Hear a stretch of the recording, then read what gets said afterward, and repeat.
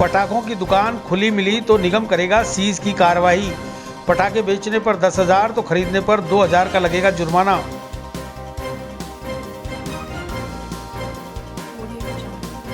Tanishq jewellers Ajmer पहले से भी बेहतर सेफ्टी के गोल्ड स्टैंडर्ड्स के साथ तैयार है आपके आगमन के लिए। सुंदर आभूषण और बेहतरीन कलेक्शन के लिए आज ही अपॉइंटमेंट बुक करें। Visit Tanishq jewellers, India motor circle, Ajmer. राज्य सरकार द्वारा अधिसूचना जारी कर पटाखों की बिक्री और खरीद पर प्रतिबंध लगाया गया है। इसी के चलते आज नगर निगम के chief fire officer Sanjay Sharma के नेतृत्व में गठित दल ने बाजारों में घूम घूमकर यह सुनिश्चित किया कि कहीं पर पटाखों की बिक्री तो नहीं की जा रही। संजय शर्मा ने बताया कि पटाखा व्यवसायियों ने हाई कोर्ट में सरकार के निर्णय के खिलाफ एक परिवाद दायर किया हुआ है, जिसकी सुनवाई 6 नवंबर को होनी है। इससे पूर्व वे बोगस ग्राहक बनकर पटाखों की दुकानों पर गए, लेकिन दुकानों पर बैठे व्यापारी पटाखे बेचते हुए नहीं पाए गए।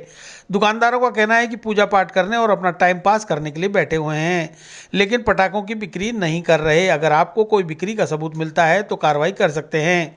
गौरतलब है कि जिला प्रशासन द्वारा सरकार के आदेश पर पटाखा बेचने वालों के खिलाफ 10,000 रुपये के जुर्माने का और खरीदने वाले पर 2,000 रुपये के जुर्माने का प्रावधान रखा गया है। वहीं कुछ लोग सरकार के आदेशों की अवहेलना कर पटाखे बेचने का कार्य कर रहे हैं, जिनके खिलाफ प्रशासन द्वारा गठित दल कार्रवाई करने पहुंचा है। जी सर, किस तरह की कार्रवाई आप कर रहे हैं और किस तरह का नज़ारा मार्केट में नजर आया आपको? देखिए, हम जहाँ जहाँ गए, जो दुकानों पे गए हैं, वो दुकान अधिकांश हमें बंद मिली हैं।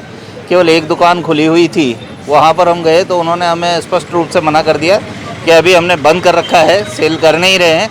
और पटाखा व्यवसाय वाले जो हैं, उन लोगों ने हाईकोर्ट में, माननीय उच्च न्यायालय में कोई केस दायर कर रखा है, उसकी परसों कोई सुनवाई होगी।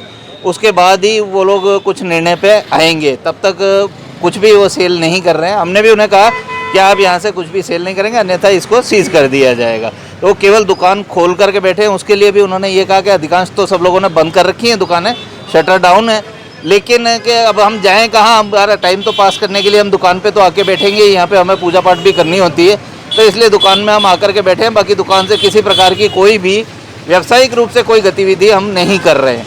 और उसके लिए भी उन्होंने कहा कि अगर आपको लगता है तो आप हमारे खिलाफ कार्रवाई भी कर सकते हैं। हालांकि वहाँ कुछ भी ऐसा मिला नहीं है।